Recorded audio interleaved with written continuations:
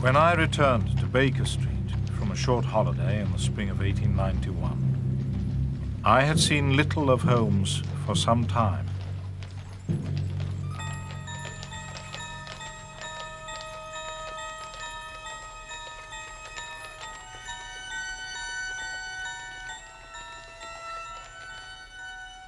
I saw in the papers that he had been engaged by the French government upon a matter of supreme importance, but I could hardly foresee that it would have so violent a consequence. It lies with me now to tell for the first time what took place between Mr. Sherlock Holmes and Professor Moriarty in that fateful year. Ah, Mrs. Hudson. Has Mr. Holmes returned? Oh, he has indeed. He came in early, must have been before 7. "Morning, Mrs. Hudson," he says. "Have you anything nice for my breakfast?" As if he hadn't been away for 4 months. You could have knocked me down with a feather.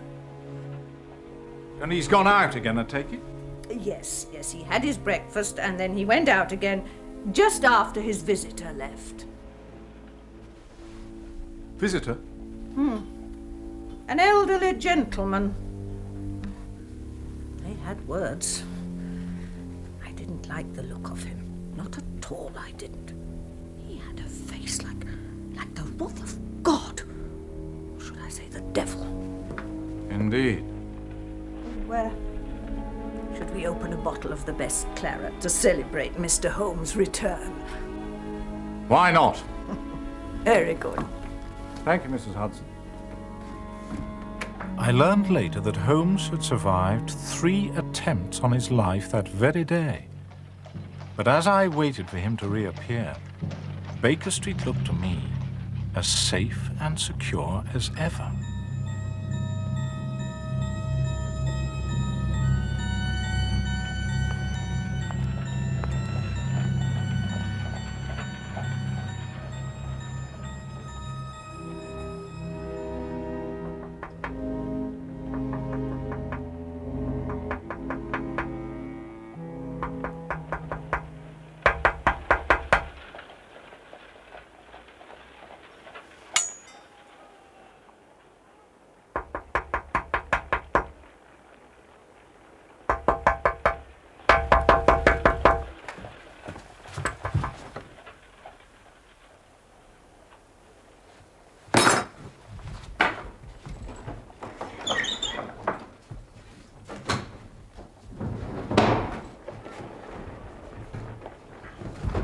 Holmes.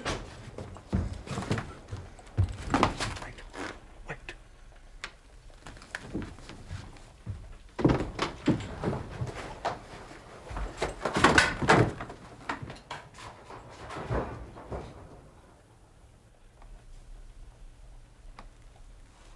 What is it? Air guns. A rather special air gun, in fact. Watson, would you have any objection to drawing the blinds, casually, as if you were alone in this room?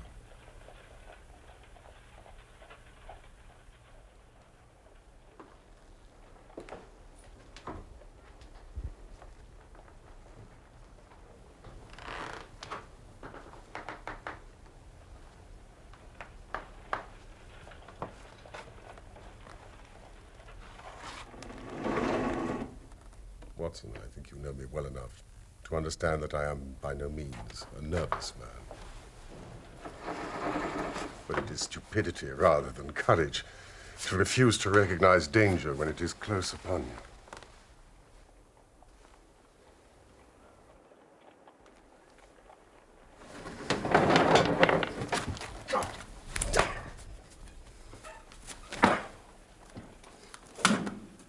Watson, might I have a match?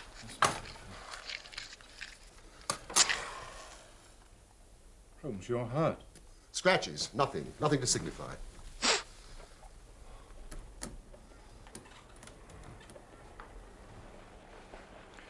You don't look well, Holmes. Well, I have been using myself rather too freely. I have been somewhat pressed of late. How pressed? Well, as I am unable to leave this room until after dark, and then most likely by the way that I came, we do have some time on our hands. Also, I owe you an explanation for my unceremonious departure the last time that we met. I'll take some notes, if I may. By all means. This case. It is unique in the annals of crime. You will recall that it was a cold morning, early in the year, when I last left Baker Street. I had no idea where I was going or who my client was. All I knew that was important and abroad. My destination was the museum in the Louvre in Paris. And my client, none less than the French government.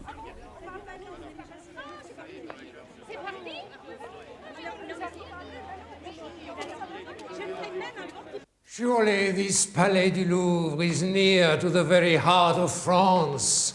It was here that the great Roi Soleil held court, and here that Napoleon Bonaparte was married to the Archduchess Marie-Louise of Austria. Indeed, it is a history lesson in stone. And now this gallery contains our finest paintings.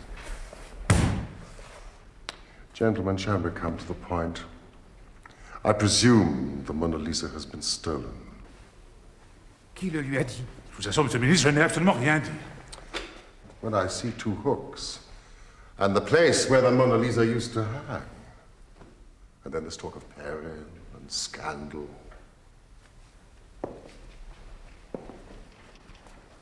Yes, now I begin to understand the delicacy of the matter. The Louvre is closed on Mondays for maintenance. The fact that the Mona Lisa was not hanging in her usual place was put down to the fact that she was in the photographic studio. It was only later in the day that a workman found the frame in a little storeroom under the Salon Carré. We put the glass over the painting only a month ago. We feared an acid attack. There was such a one in Florence recently. How very fortunate. Pardon? 2 good thumbprints.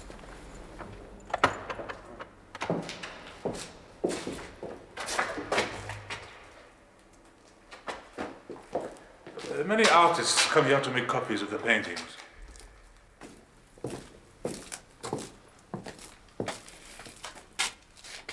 This one seems well done. Yes, that artist is particularly clever and makes a good living from his copying. I should like to meet him sometime.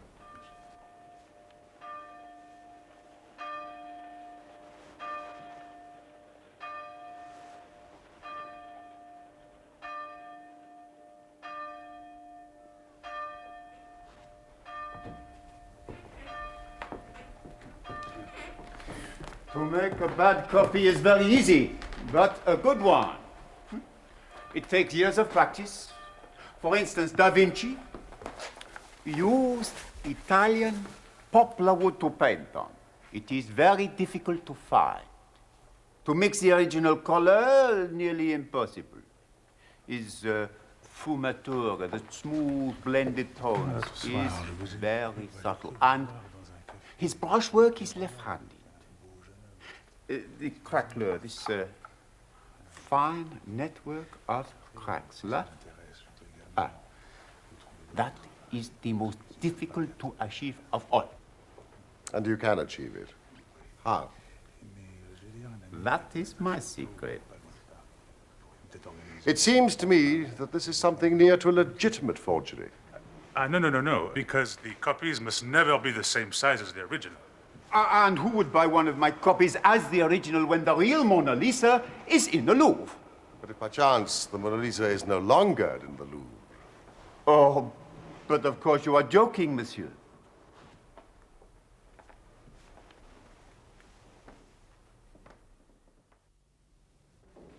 Happily, the French police are well ahead of the British when it comes to fingerprints.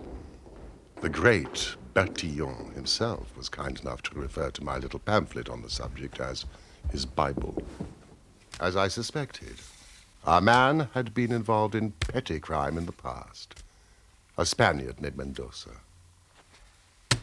There is your thief. Not a pleasant specimen. Mr. Holmes, France owes you a great debt. We have not got the man. And more important, the painting. But he must be arrested immediately. He may have already sold it. No, gentlemen, it is my belief that the painting is still in Mendoza's keeping. He is only a pawn in a much bigger game. This robbery has been carefully planned over months, even years, by a master criminal. But what professional criminal would want to own the Mona Lisa? That is madness. He can't sell it. I believe the master criminal is not interested in the original. If he can pass off the forgeries as originals for the same price. Gentlemen, we must alarm Mendoza. Get him on the move. So he leads us to the center of the web. But how? First, we must announce to the world that the painting has been stolen. Oh, but that would create a great scandal, both myself and the director would... Minister, please, if I may explain. It will be announced that owing to the brilliant and tireless efforts of yourself and the director, that the criminal is about to be arrested.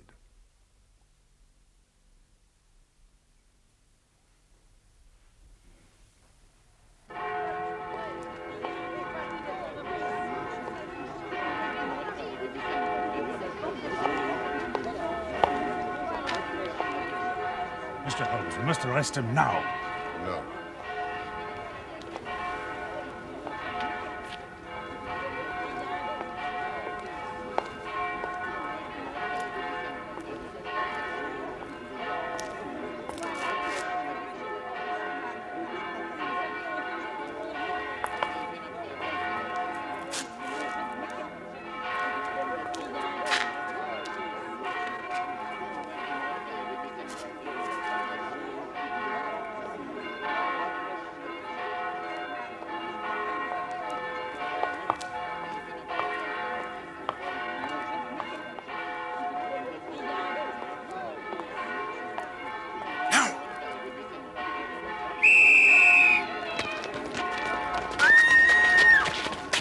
Holmes, I understand that the recovery of the original would make it impossible for the thieves to sell any copies, however excellent those copies were.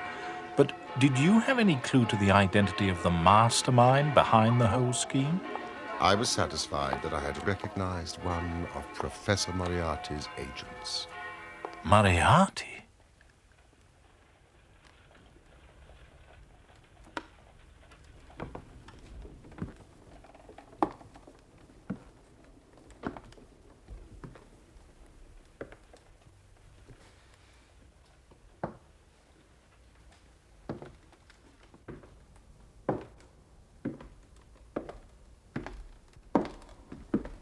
Notice the subtle modeling of the features.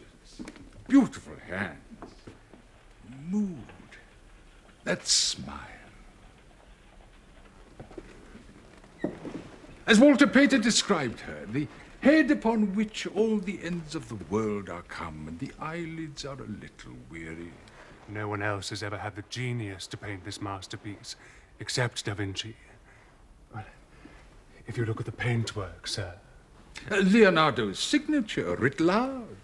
The brushwork, mano sinistra. The bloom, the sfumato technique. Will you excuse me?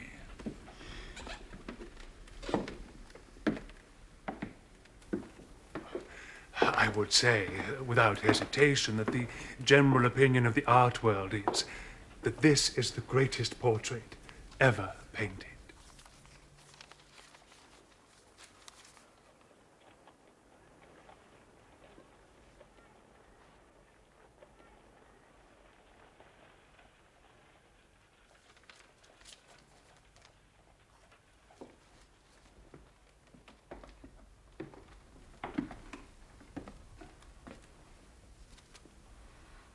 I very much regret to have to tell you, sir,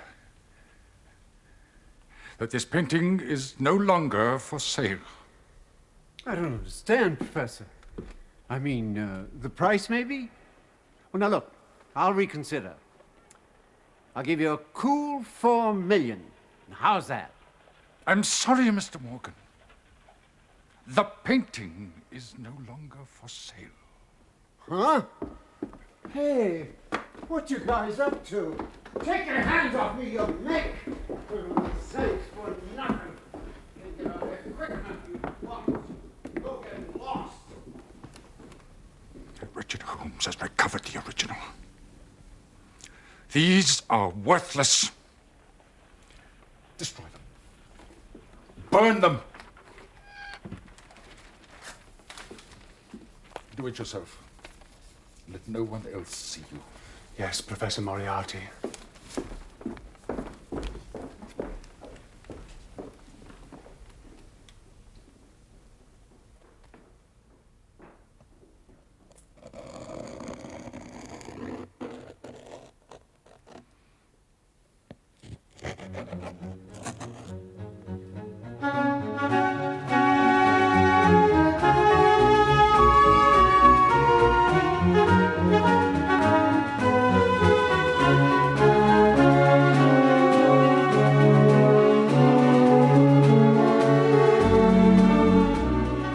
Must congratulate you, Holmes.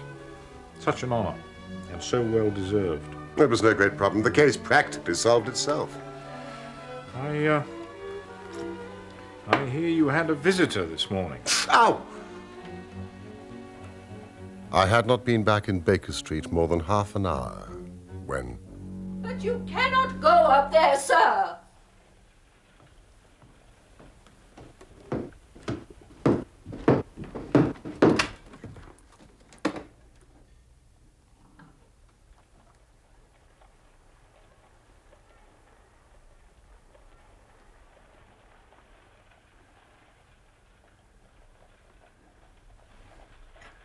You have less frontal development than I should have expected.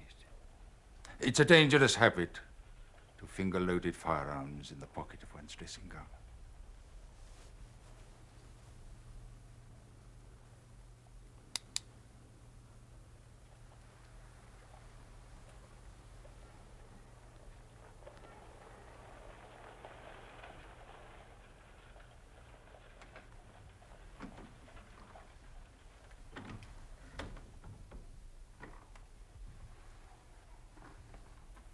You evidently don't know me. On the contrary, I think it's fairly evident that I do. I can spare you 5 minutes, if you have anything to say. All that I have to say has already crossed your mind. And possibly my answer has already crossed yours.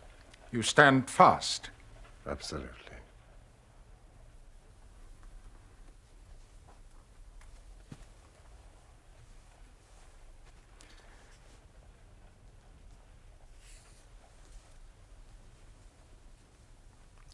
You frustrated me in the affair of the French gold. Ah. So it was you behind the Red-Headed League. A very ingenious and well-contrived idea. High praise from you. You crossed my path first on the 4th of January. By the middle of February, I was seriously inconvenienced by you. And at the end of March, I was absolutely hampered in my plans. And now, with this last business in France, you have placed me in such a position by your continual persecution that I am in positive danger of losing my liberty. The situation is becoming an impossible one. Have you any suggestion to make? You must drop it, Mr. Holmes. You really must, you know. And what if I refuse? I'm quite sure that a man of your intelligence will see that there can be but one outcome to this affair. It is necessary that you should withdraw. You have worked things in such a fashion that we have only one resource left. It has been an intellectual treat to me to see the way in which you've grappled with this matter. But I say unaffectedly that it would be a grief to me to be forced to take an extreme measure. Oh, you smile, sir. But it really would, I do assure you. Danger is part of my trade. This is not danger. It is inevitable destruction. You stand in the way not merely of an individual, but of a mighty organization, the full extent of which even you, with all your cleverness, have been unable to realize. You must stand clear, Mr. Holmes, or be trodden underfoot. You know, I'm afraid that in the pleasure of this conversation, I'm neglecting business of importance, which awaits me elsewhere.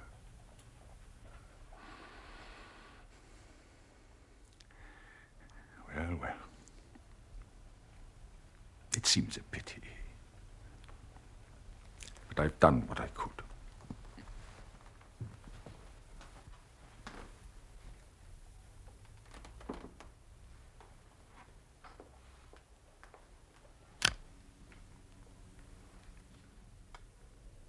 This is a duel between you and me, Mr. Holmes.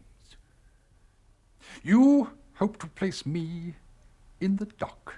You hope to beat me. If you are clever enough to bring destruction on me, rest assured, I shall do as much for you.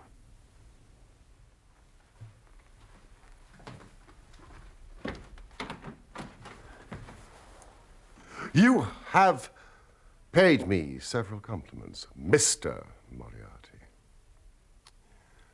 Let me pay you one in return when I say that if I were assured of the former eventuality, I would, in the interests of the public, cheerfully accept the latter. I can promise you the one, but not the other.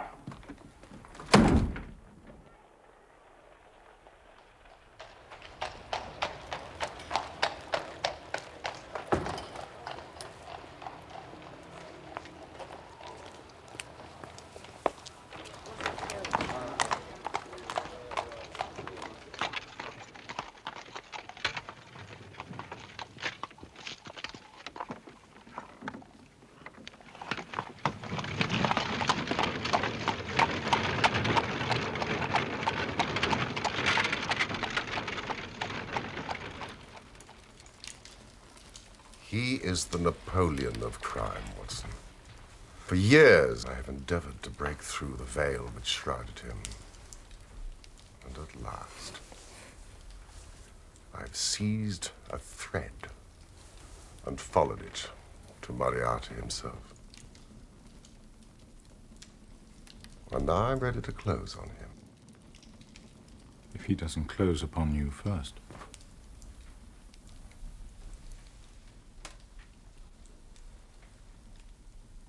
On Monday, next, matters will be ripe. The professor and all the principal members of his gang will be in the hands of the police.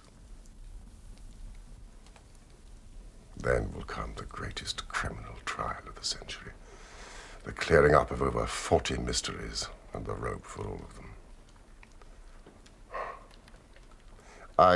I cannot do better than to get away for the few remaining days. It would give me great pleasure, Watson, if you would come onto the continent with me.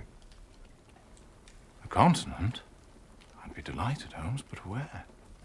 Anywhere. It's all the same to me. Yes, but won't we have to dispose of Professor Moriarty first? It seems to me that we're under siege in this very room. Oh, that reminds me. I must be on my way. Won't you stay the night?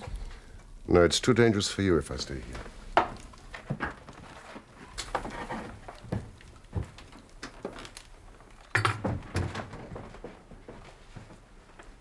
I will leave the way I came and find lodgings with my brother Mycroft. We start tomorrow morning. Tomorrow morning? Oh, yes, it is most necessary. Now, here are your instructions, and I beg of you to follow them to the letter. For you're now playing a double-handed game with me, Watson, against the most powerful syndicate of criminals in Europe. You will dispatch whatever luggage you intend to take by trusty messenger, unaddressed to Victoria Station tonight. In the morning, you will send Mrs. Hudson for a hansom cab, desiring her not to take the first or second which may present itself. You will drive to the Strand end of La Mews, handing the address to the cabman with a request that he will not throw it away.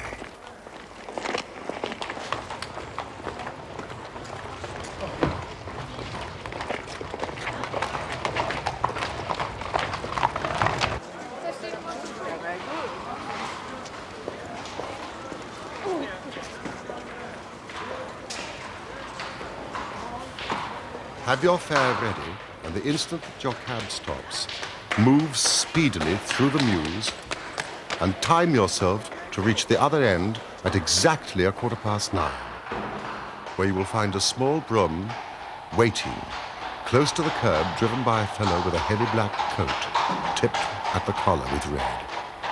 Into this you will step, and you will reach Victoria in time for the Continental Express.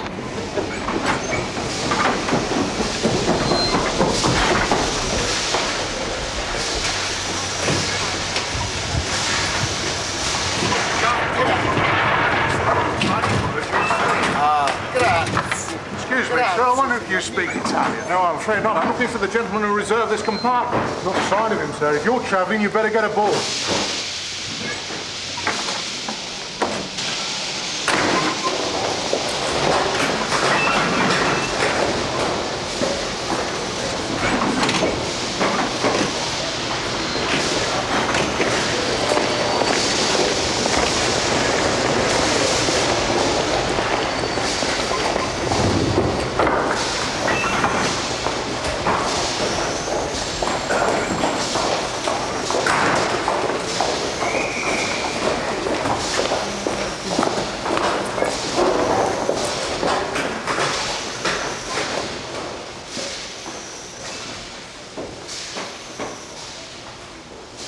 My dear Watson, you haven't even condescended to say good morning to me.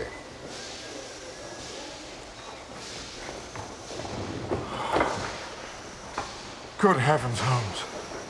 How you startled me.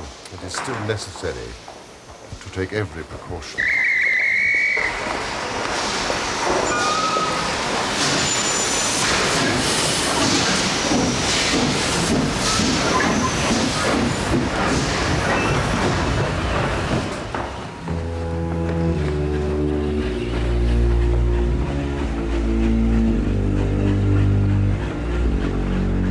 I'd rather fine, Watson.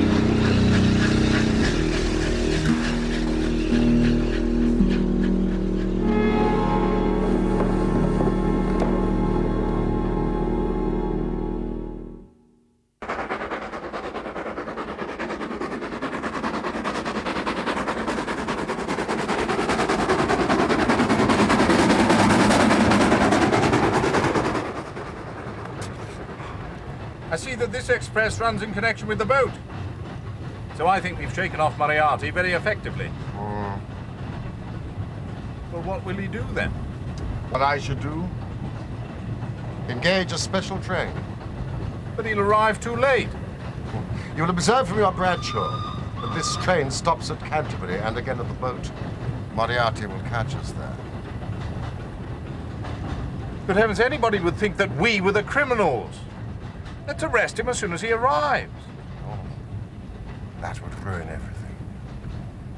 We should catch the big fish, but the smaller would dart right and left out of the net. No. And the rest is inadmissible. Well, what then? We shall get out at Canterbury.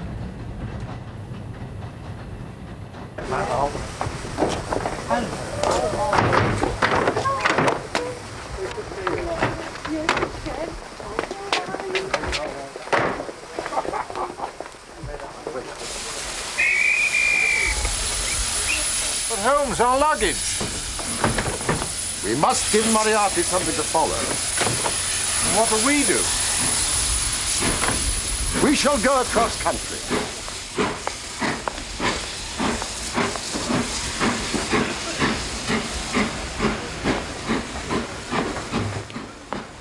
Here we are, Holmes. Bradshaw seldom lets you down.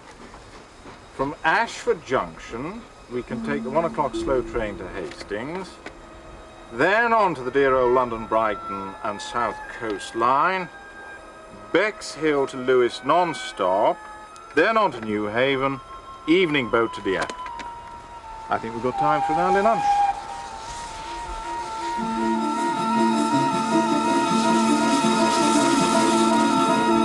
So soon.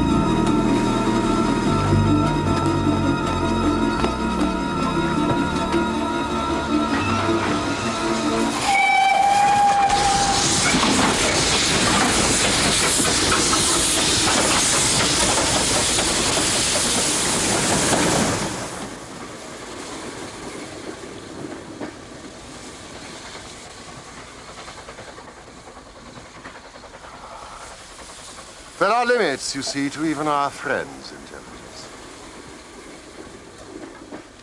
And now, Watson, we shall treat ourselves to a couple of carpet bags, encourage the manufacturers of the countries through which we travel, and make our way at leisure into Switzerland via Brussels, Luxembourg, and Basel.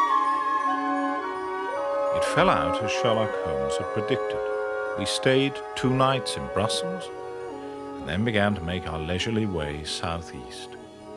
For a charming week we progressed towards the Alps.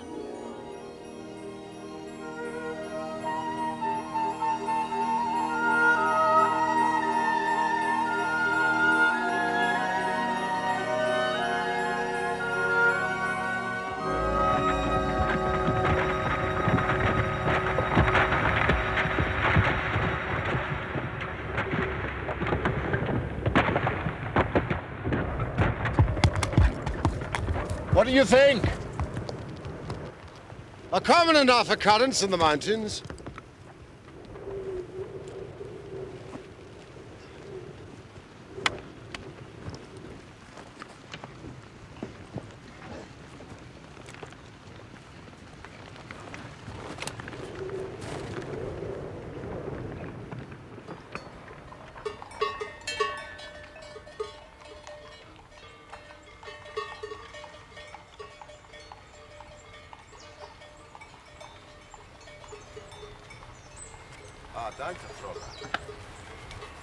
Ah,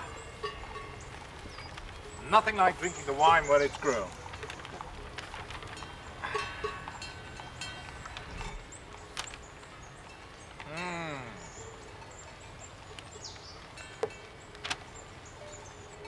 All gangs safely secured, only Moriarty escaped the net, signed Mycroft. He's given them the slip. I think it would be better if you were to return to England, Watson. Why? You will find me a very dangerous companion now.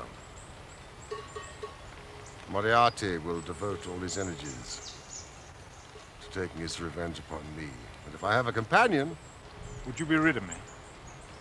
No. Except for the reasons I've given.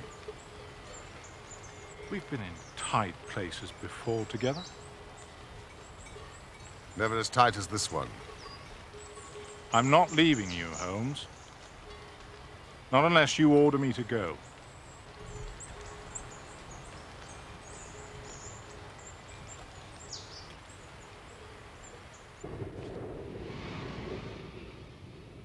I'd never been to Switzerland before, but the beauty of the landscape reminded me irresistibly of the northwest frontier provinces of India.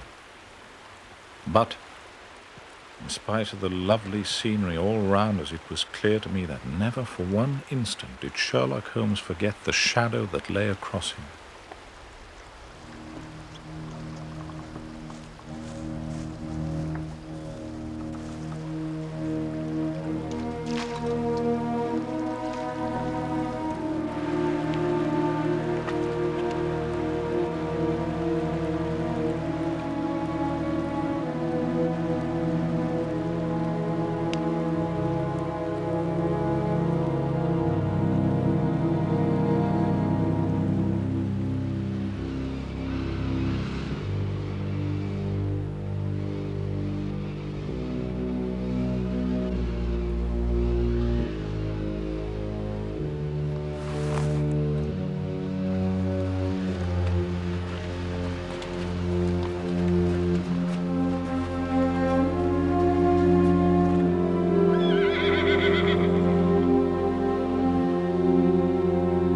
I could tell by his sharp scrutiny of every face that he was well convinced that go where we would not be clear of the danger that was dogging our footsteps.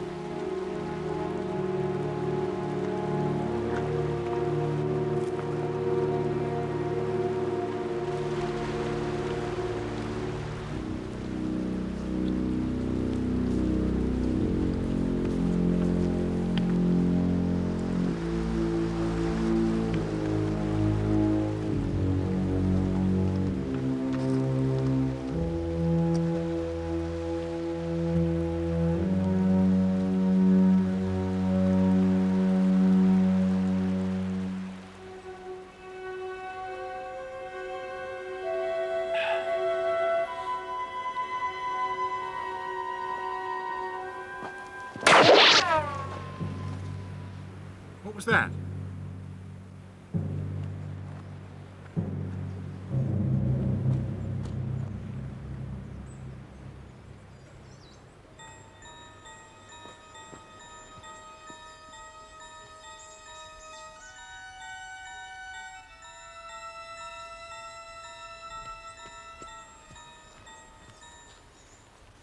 See anything? No, nothing. It's time we were on our way. Hans, we're on our way.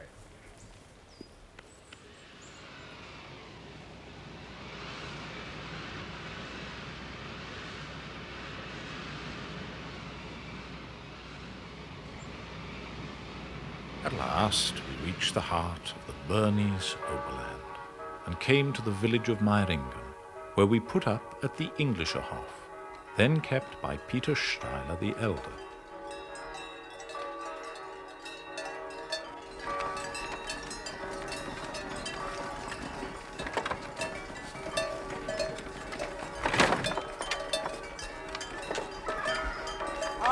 Herr Steiler? Exactly.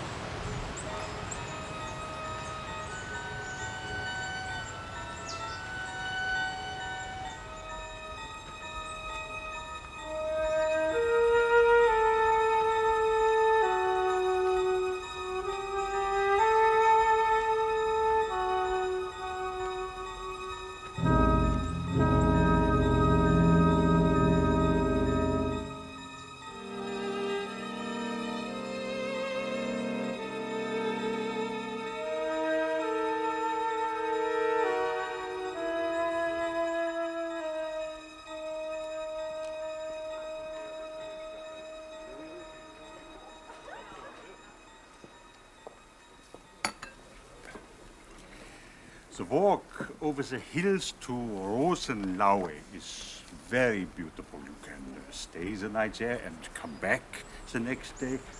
But you must not on any account miss the Falls of Reichenbach. It's only a small detour. There it is. Also, gute Reise. Dankeschön.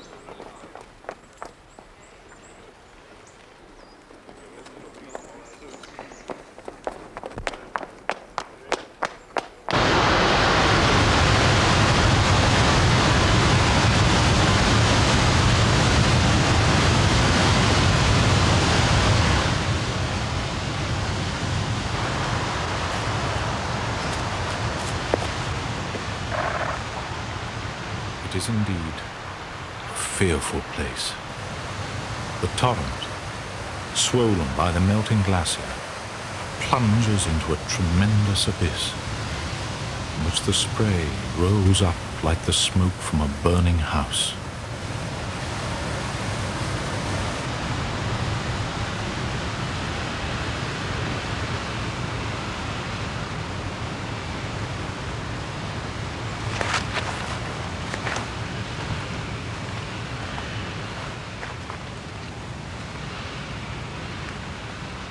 Er kommt zu uns!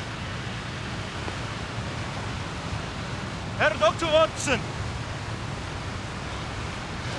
Herr Dr. Watson. Yes? Herr Steiler told me to give you this. It is very urgent. It seems an English woman was taken to the hotel after we left, on her way to friends in Lucerne. She's had a grave hemorrhage. Tuberculosis. Ah, no doubt. It appears she's dying. An English doctor would be a great consolation. I'm afraid I must go back, Holmes. Of course. Now, Steiler suggests that this lad shows you the way to Rosenlaui, and I'll join you there later. A good plan.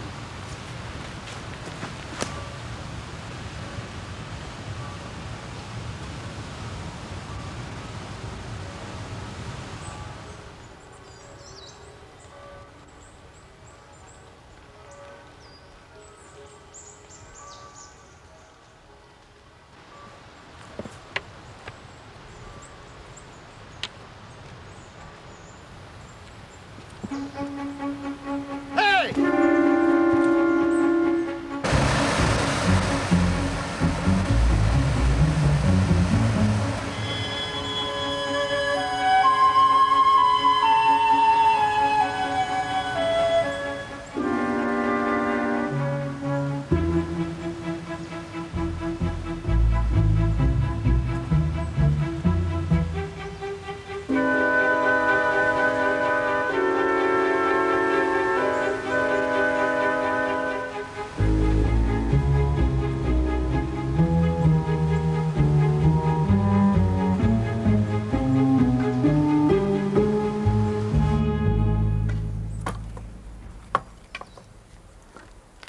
I trust she's no worse. Bitte?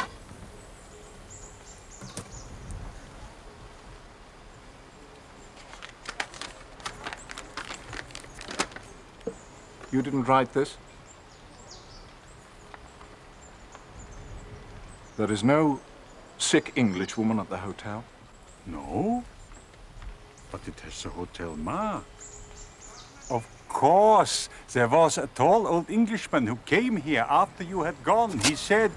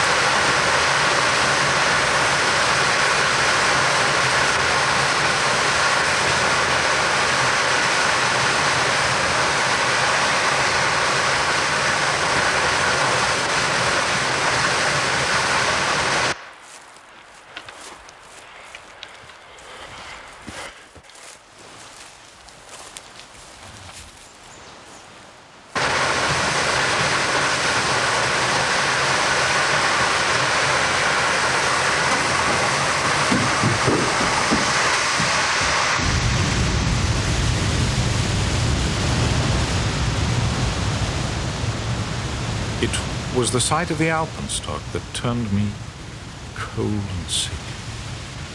He had not gone to Rosenlau.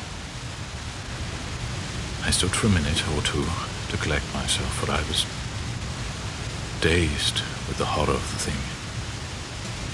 And then I began to think of Holmes's own methods and to try to practice them.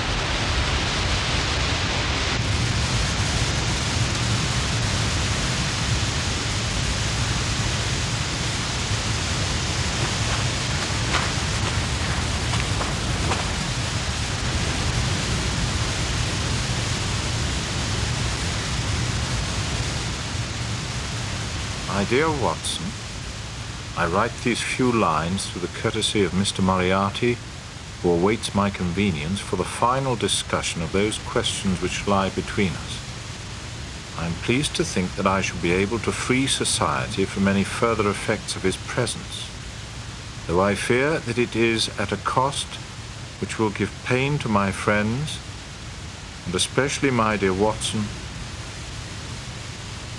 to you. As you know, my career had, in any case, reached a crisis, and no possible conclusion to it could be more congenial to me than this. Indeed, if I may make a full confession to you, I was convinced that the letter from Meiringen was a hoax. I made every disposition of my property before leaving England and handed it to my brother Mycroft. Goodbye, and good luck, and believe me to be, my dear fellow, very sincerely yours, Sherlock Holmes.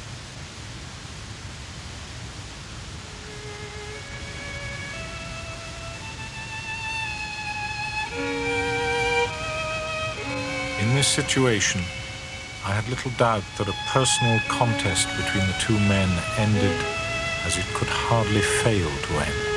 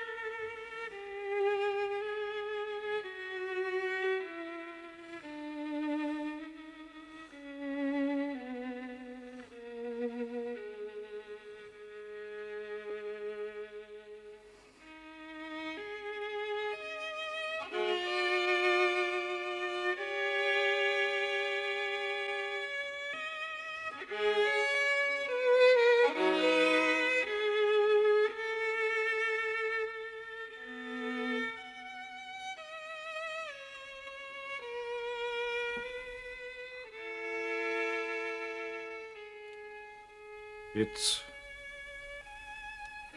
with a heavy heart that I take up my pen to write these, the last words in which I shall ever record the singular gifts by which my friend, Mr. Sherlock Holmes, was distinguished. I shall ever regard him as the best and the wisest man I have ever known.